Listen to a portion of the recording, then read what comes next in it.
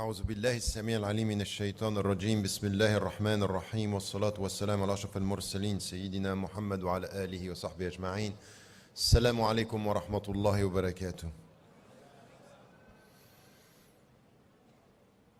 In fact, I am in between two teachers, and you should know that when I first started to come to the United States, one of the figures that was already working and have been working for so many years on the ground, and I was impressed, and I knew him before even I met him the first time, was Imam Siraj Wahhaj.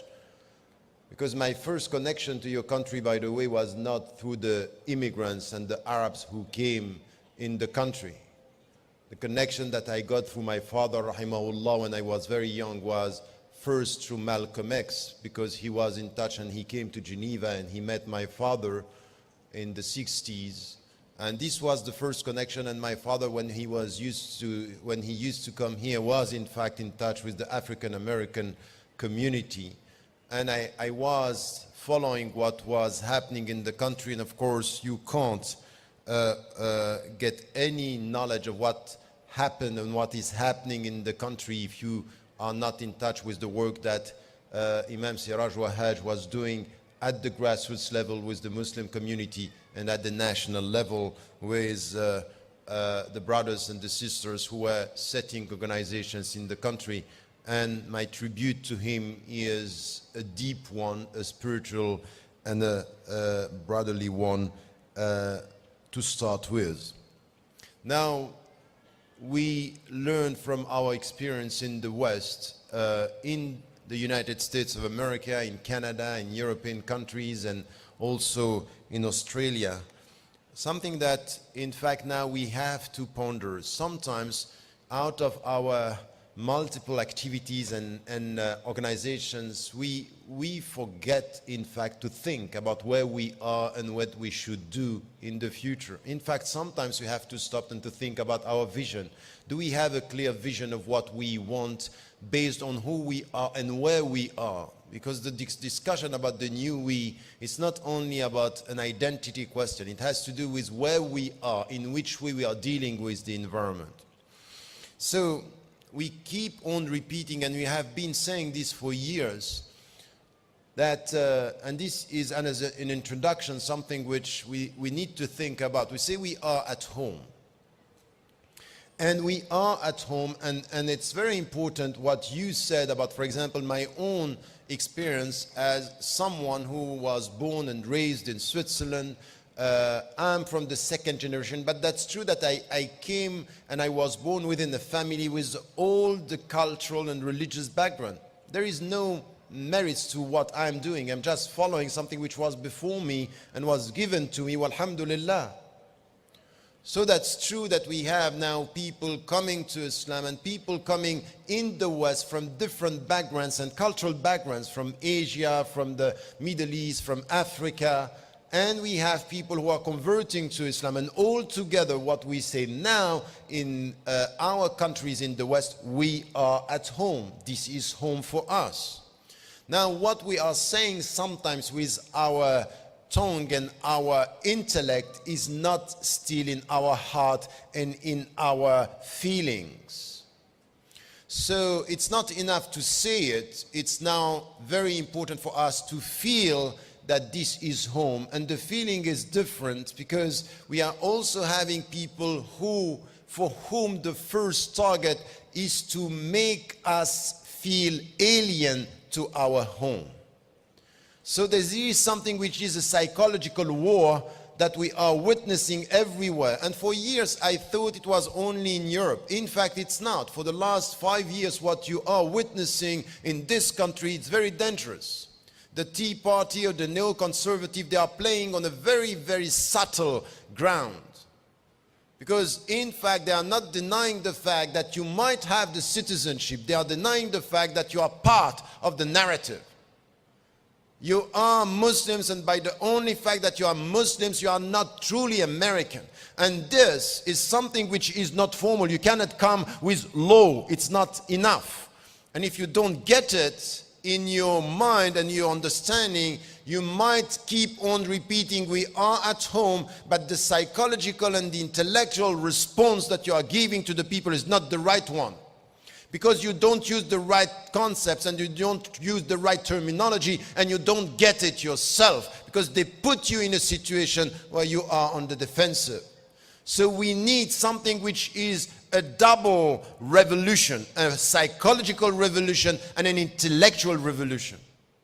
And sometimes when I'm writing, what is something it's amazing is in what I'm writing, sometimes I feel, and I have, not only I feel, but I see that some people of other faiths, non-Muslims, they get what I'm saying, talking about much better than Muslims themselves.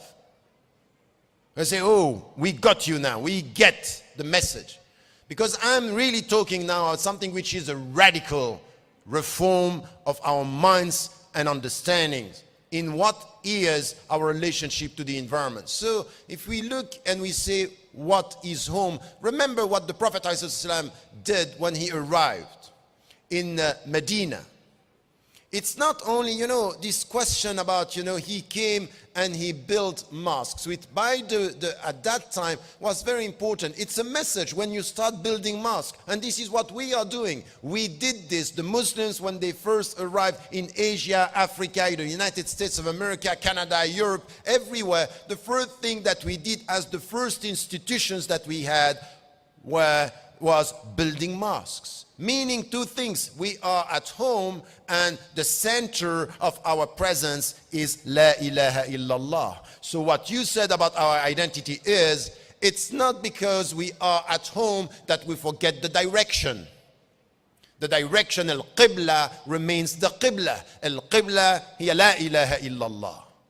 And now we are here. And as we heard from the Prophet ﷺ, one of the characteristics and the privileges that he had is the earth is a mosque. Wherever you go, this is a masjid. Masjid means a place where you can prostrate, a place where you can pray. Meaning, I am at home the very moment I say, La ilaha illallah.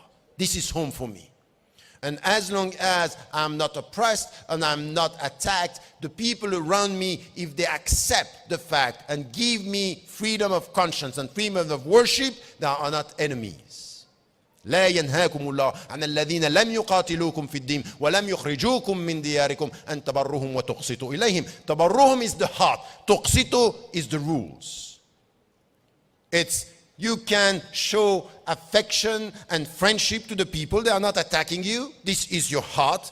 And the rules is, this is the law of the land. And we don't have a problem with this. So this is what the Prophet ﷺ did with the mosque. But it's not only what he did. He started to connect the relationship between al-mu'akha, meaning brotherhood, between the people who were there and the people who came. Third thing that he did, which is very important, we don't talk about this very much, is that he changed the rules of the market. First, knowing something which is important. Never forget that. If you want to be part of a society as to the narrative, think about where lies power. And don't try to avoid talking about power. Anyone who is telling you, oh, don't talk about power, it's more powerful than you. Power, it's very important, and money and finance and the way it's dealt with in this country. Do you think that the only fact that you're electing the president of this, the United States of America, it's giving you all power? No. Your own president, Bill Clinton, a few years ago said this country is run by 1% of the people, the powerful, the people who have the money. And you know that money is power. If you look now at what is happening in the Muslim majority countries, Tunisia, Egypt, you can get it. It's not enough to be the president of Egypt or Tunisia. If your economy, it's just an assisted economy, you don't have power. You can decide. It's going to be the IMF and it's going to be the World Bank deciding for you. If not the state, if not Washington. So we need, no.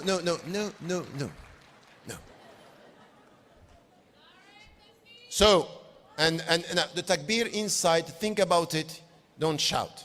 I don't like shouting takbir. I think and I like meditating takbir. meditating it. Allahu Akbar means Allahu Akbar with your heart and not always with your mouth. So the point here is very much to get this right in our understanding that the Prophet ﷺ, what he did was this. And then we can understand that by doing this, he helped the people to feel at home in Medina. By looking at the symbols of the presence, the relationship with the people, and the places, and the power that we have to deal with, and especially in the market at that time, it was important.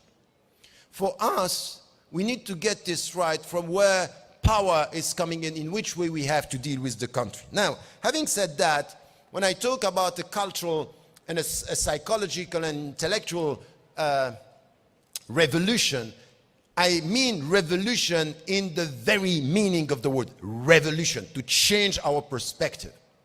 And when I'm talking about the psychological thing, it's very important for us to understand that. We have to value the cultures of origin, and that's very good. As, you know, you talked about my family. Yes, I'm an Egyptian by memory. And the first one in Europe or in the West who is going to challenge me about my culture of origin, I'm going to challenge him. I'm proud of my origins. Because this is a great culture. And our cultures, wherever you are, from wherever you come, Pakistan, Indonesia, Turkey, Africa, or Egypt, or Morocco, whatever, it's something that you have to value. Now we have to be very careful. To value your memory and your origin doesn't mean that you are jailed by your origin.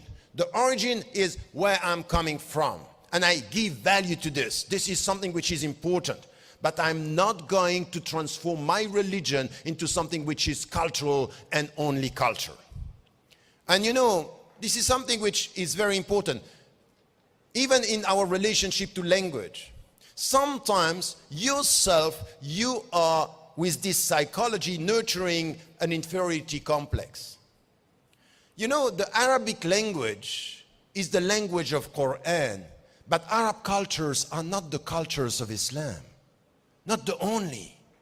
And when you get this, you understand that many things in the American culture or the African culture or the non-Muslim majority cultures are very Islamic. Very Islamic. And sometimes we need to learn. When Allah subhanahu wa ta'ala is saying in the Quran, لِتَعَارَفُوا, we made you nations and tribes in order for you to know each other. It means get the wisdom and get the right things from others. Because sometimes you find in them something which is better than what is in your culture. And as I am an Egyptian by memory, I know that in the Egyptian culture, there are many things that are not Islamic. So the psychological dimension is be careful. Don't idealize any discourse given into Arabic, and don't idealize even this perception that if you don't speak Arabic, you cannot be a good Muslim. That's not true. And even in the way we teach Arabic in these countries, we have to be very cautious. Don't try to make the people to whom you teach Arabic people at the level of being Arabs. They are not. They are not going to speak Arabic as the Arabs. They need to speak Arabic to get access to the scriptural sources and to be able at least to understand. But to say speak Arabic it's not possible. You can't in the United States have the same level of languages. At least get this right in your understanding. When you put the right objectives, you get the right methodology to teach a language. Not the way we are doing it now. Because we are putting the level so high that at the end there is a gap between the knowledge that we have and the objectives. And we keep on having a teaching of Arabic which is not efficient. We need to be more humble in what we want to reach, but more committed and disciplined in the methodology to reach it. This is in the way we deal with our language. And this is also psychological. It's the way we look at it in our understanding.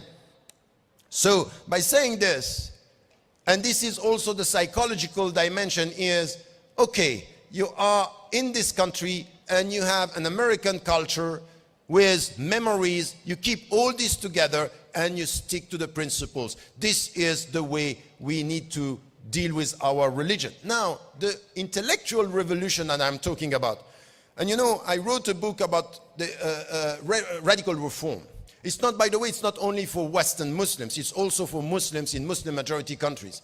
By saying, look, now what is important is when you want to become the subject of your history and not only dealing with rules and al-ahkam al-shar'iyya wal-fiqh wa usul al-fiqh, if you want to have this vision that Islam is for all places and all times, the intellectual revolution is to understand you are in this country ulama al-waqi'. You are the people who are knowledgeable about this country, and you should come with this knowledge and understand that you can't rely on scholars coming from Muslim majority countries to give you the answer for your time, in your place, at you, on your behalf. That's not going to happen.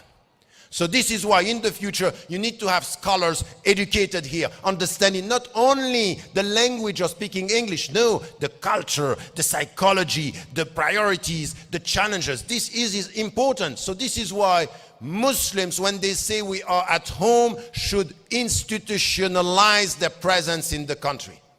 We need now to have institutions where we are training ulama wa shuyukh here in this country. Yes, you can go there and get the... I did that. I went back to Egypt because I had nothing in Geneva. I went with one-to-one at Taqlidi. I have teachers. They gave me the ijazat out of one-to-one because I had nothing. But now we have people, all these organizations, that's your business now. We are at home, show it. Not show it with what you say, show it with the institutions you have in this country. Institutionalize the Muslim presence as Americans. This is home. This is where we can say, that's where we are. The Prophet ﷺ went to Medina. He was not going back, and the companion were not going back to Mecca to get the knowledge. At the end, in Medina, we had the scholars. And then we had scholars everywhere, because the scholars should be the people who know, coming from ilm al-waqi' wa fahm al-islam wa nusus.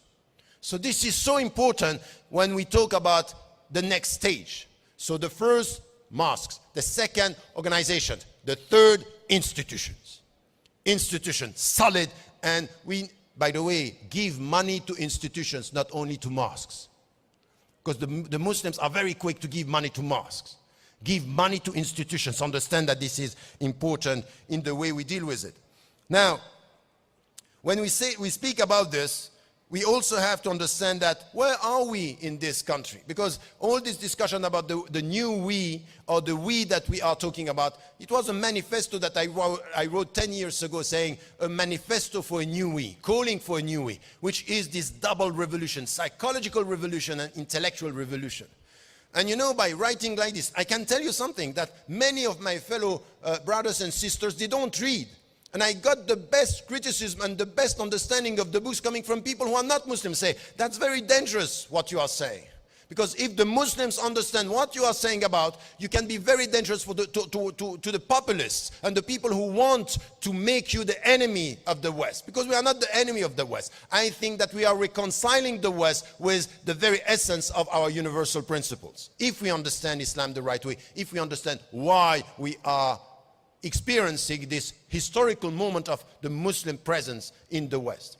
Now, by saying this is something which also is psychological. You know, in the past, the ulama, you come to the ahadith and you go back to the verses of the Quran. You won't find in Islam, Dar al-Islam and Dar al-Harb. All this is coming from scholars who were looking at their time, at the world the way it was, and they were saying, you are safe in Dar al-Islam, you are not so safe in Dar al-Harb. So they created areas coming from their understanding. It's a human projection onto reality.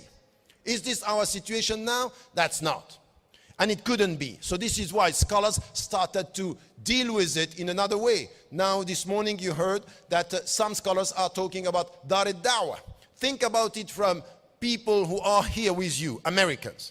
And you come and say, you know what, I'm an American and I am in Dar al-Dawah. His or her understanding is you are in Dar al-Dawah, meaning you are trying to convert me. You try to call me. I'm not doing this. I'm not here first to call the people. What I understood from the verse that was quoted right now كنت خير أمة أخرجت للناس. So you are the best community. And the other verse is وكذلك جعلناكم أمة وسطا لتكونوا شهداء على الناس. And I keep on repeating this. Your role as Muslims at home is to be witness to the truth before human beings. This is what it means. So this is why I'm not now dividing the world. I think that in Tunisia, or in Egypt, or in Indonesia, or in Malaysia, where you are, in Muslim majority countries, every single Muslim man and woman who understand Islam should be a witness to the truth before people. Sometimes you have to be the witness to your own fellow Muslims. They don't get the right understanding of Islam. Many Muslims are not here. So be a witness. Don't try to convert the people. Be a witness and let Allah do the job. If the people are going to come to Islam, it's going to be through your good behavior, not your obsession with counting the converts. We are not here to count the converts. We are here to count to assess the quality of our Islam. And if our Islam is qualitatively different, it will make the difference. It will make a difference in the future. So this is why the world, the global world, the globalized world now is Dar al-Shahada for all of us. This is where we bear witness to the truth before human beings. And this is what we need to be in this country, in the West. Now, if we go further than that, I think that it's important to understand something that I myself, with so many scholars we experience. For years, we were told in the West, in the United States as well as in Europe, you know what? You have to abide by the law of the country. So the American law, the Swiss law, the French law, and you heard about all this story, people coming and telling you, you will be true citizens the very moment you abide by the law. And then what we did is to come back, and we had the Fiqh Council in the States, we had the European Council in Europe, we had councils everywhere working on what? Working on fiqh issues. In which way, from an Islamic viewpoint, we can deal with the legal framework that we have in the States, or we have in Canada, or we have in Europe, and try to find a solution. And we were dealing with the flexibility of Islamic fiqh, with the latitude of the legal framework that we have in the West. And we need the job. Many new visions, many new fatwa were coming from scholars. That's all good. But in fact, this was the first step, and now we understand that it's not going to be enough.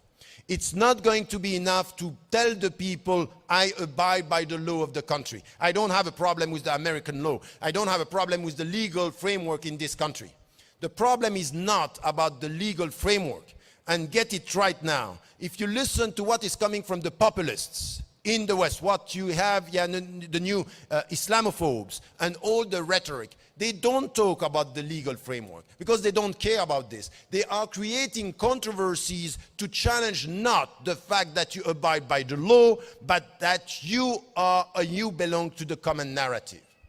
In fact, if you listen to the people, I don't know if you heard the group who was behind all this Sharia bill controversy by saying we don't want to implement Sharia. They took the law, but to create something which was not this. The point was not the law. The point is to create a problem with an Islamic reference. In fact, it's to make you as Muslims foreign citizens or outsiders within.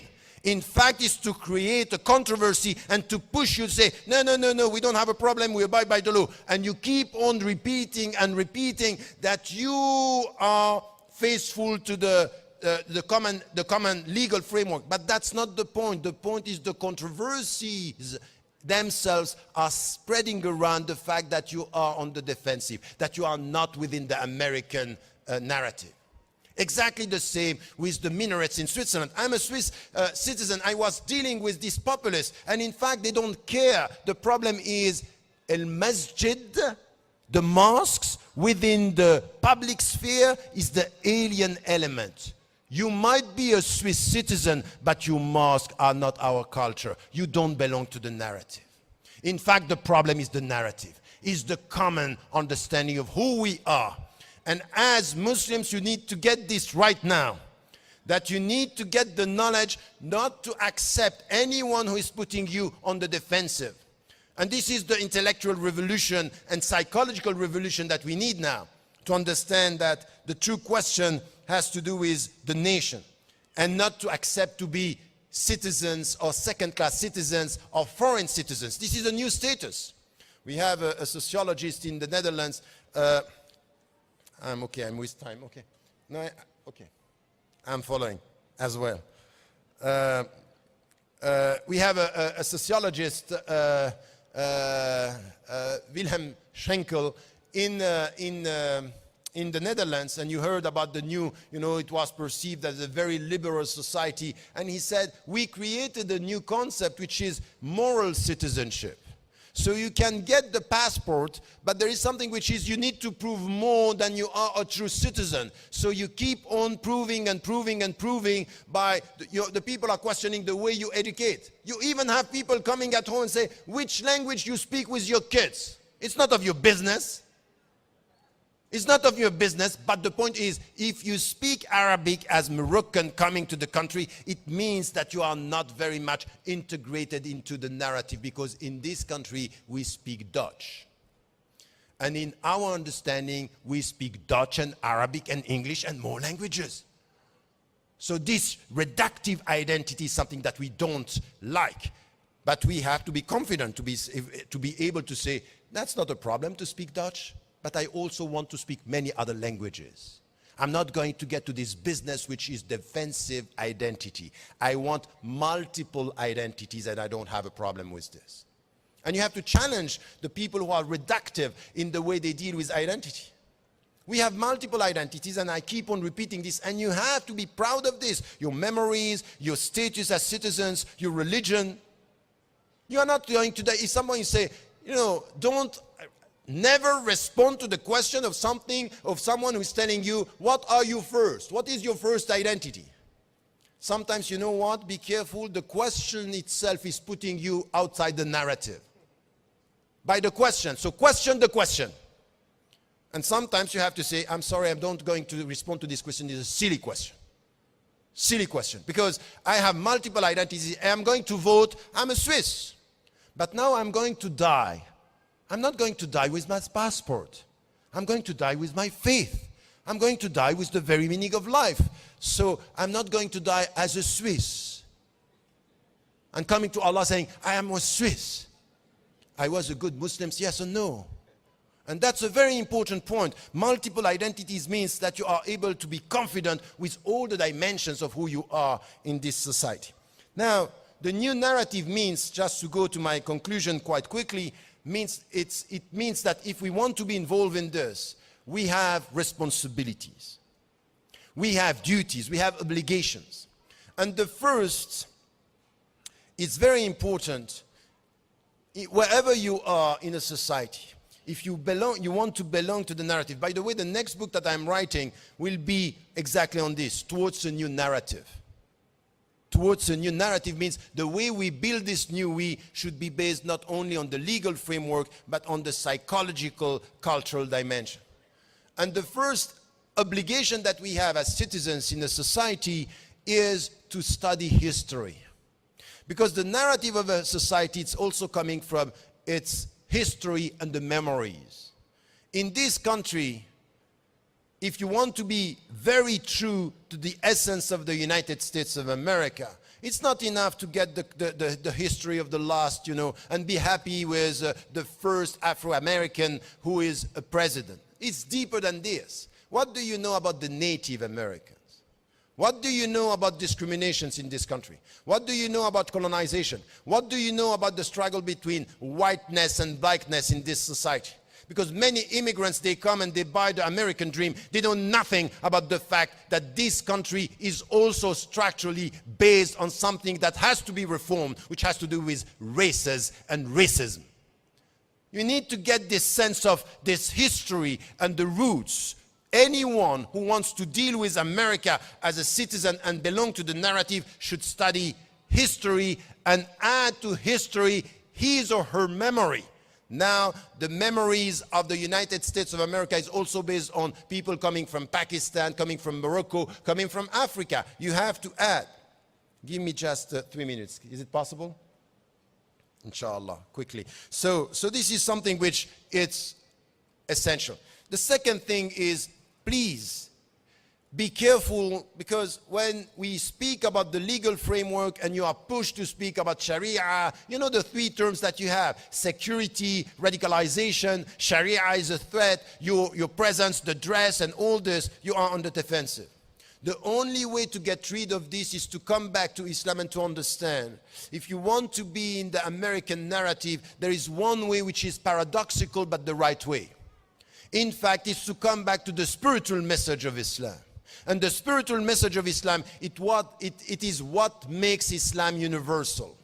You know, I wrote a book that many of you are not reading even, The Quest for Meaning, which is exactly the translation of a philosophy of pluralism by creating this new we. In fact, you come with the spiritual dimension of Islam, and you come with the very understanding of what Islam is all about. Islam is about liberating the self. Islam is asking the true question of life. Islam is about why. Islam is about what freedom means. Freedom is not to do what you want to do. Freedom is to ask if it is clear or if it is right that what you want is truly what you want. What is freedom with Allah for us? To say La ilaha illallah is a call towards freedom. Is to liberate ourselves from all this consumerist and culture of consumerism.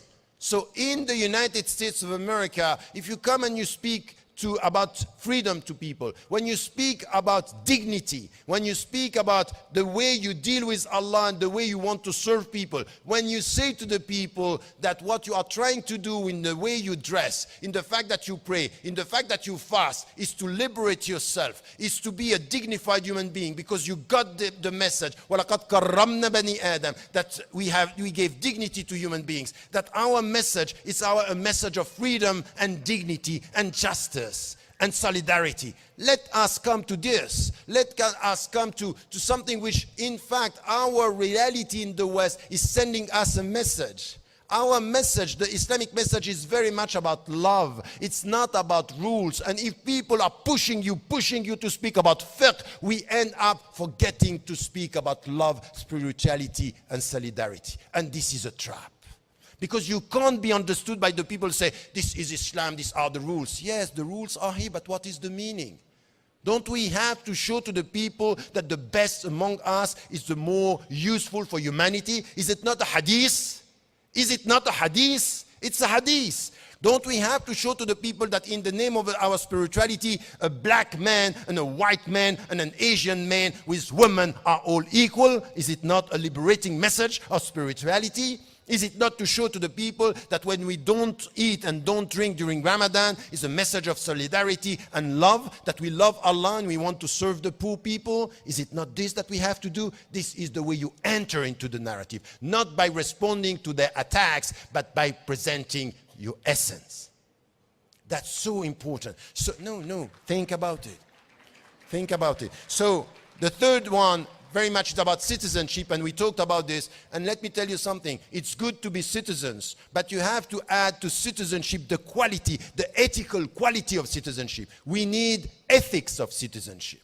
And ethics of citizenship is to stop all this business that we have everywhere in the West. Everywhere in the West, there is this obsession with rights, rights, rights. That's fine. We are struggling for rights. We will never end up, and we never give up on rights. We are people of justice on the side of the oppressed. Muslims or not Muslims, as it was said. I don't care about your religion. You are oppressed. My religion is telling me I am on your side. I am on the side of the victims. Now, that's all good, but we need also to come with ethics of citizenship by talking about our responsibilities.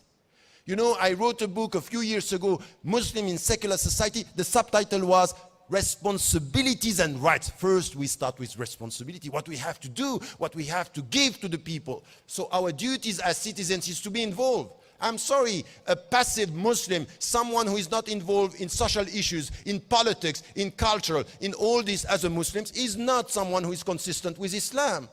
By definition, we need the ethics of citizenship. And the 2 points that I wanted to add to this is culture. You will belong to the narrative and the common narrative if you produce things that have to do with arts, creativity. My main point is that we need to push our sisters and our brothers to get more knowledge about arts and culture in this society.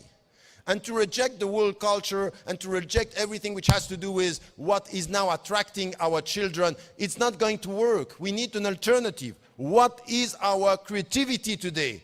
If we want to come to the European countries and I want to show you how much we are creative, we go to Andalusia. But this was the past. What is the current and present creativity of Muslims? What are we providing to these countries in cultural terms, in creativity? In something which is, I know that some can say music is haram. That's not my position. There are 3 positions in Islam. But if you get for music and if you get to movies and if you get to art, expression, celebrate expression. This is part of the well-being. Be careful. Islam is not about only respecting rules. It's about getting well-being. We cherish. Yassiru wa la tu'assiru means feel good. And to smile is good. And to laugh is halal. So these are things that we need to cherish. And there is one last point that I wanted to add to this, is the economic factor. Don't avoid talking about money, but in ethical terms. We need institutions now where we are producing and having institutions where we deal with this and we are involved. We need to be ethical in the way we deal with economy. We need to promote and stop having this idealized thing that there is an Islamic economy, Islamic finance, and we have all the solutions. That's not true. We are trying our best. But now we need also to be involved in this. When you go in some countries, very often you enter into the narrative depending on how powerful you are in economic terms. Very often the people are forgetting who you are, where you come from, where in economic terms you are successful. So we also need to think about this. We need to be successful in anything which has to do with our presence in economic terms, in economic power. Having said that, and coming to the last thing that I wanted to say, you are American. And this is your country. You need not only to say it, you have to feel it. It means a psychological revolution, as I said, an intellectual revolution.